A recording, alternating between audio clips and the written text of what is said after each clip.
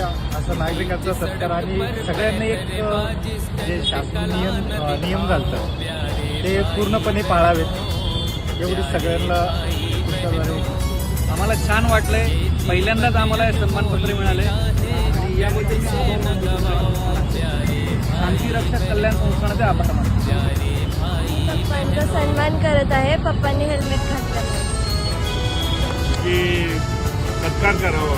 सत्कारपेक्षा हे सगळ्यांनीच आचरण करायला पाहिजे, करायलाच पाहिजे.